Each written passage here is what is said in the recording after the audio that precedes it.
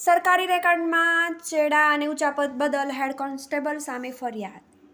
નડિયાદમાં પાવતીમાં 3000ને બદલે 500 જ દર્શાવ્યા. માંડવાળ ફીની બીજી પ્રતમાં સુધારા કરી ખોટા દસ્તાવેજ બનાવી સાચા તરીકે ઉપયોગ કર્યો.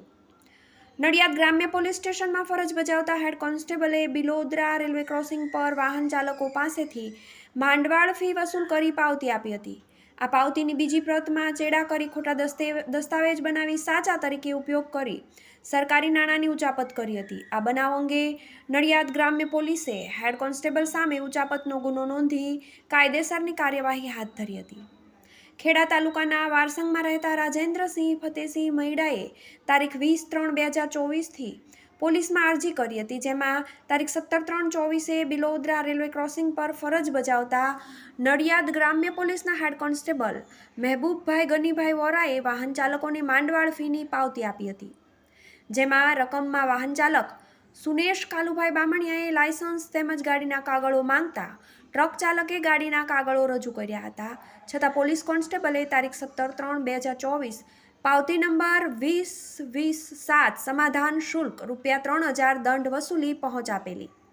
જ્યારે બીજી પ્રતમાં ₹3000ની રકમના બદલે ચેડા કરી ₹500 દર્શાવી ₹2500ની ઉચાપત કરી હતી અને વાહન ચાલક સુનેકને બદલે પોલીસ કોન્સ્ટેબલે જાતે અંગ્રેજીમાં સહી કરી હતી. આવી જ રીતે તારીખ 17/3/2024ની પાવતી નંબર 20-20-9માં વાહન ચાલક વિષ્ણુભાઈ હળિયાની ગાડીના માંડવાળ ફી ₹2000 વસૂલી પાવતી આપવામાં આવી હતી.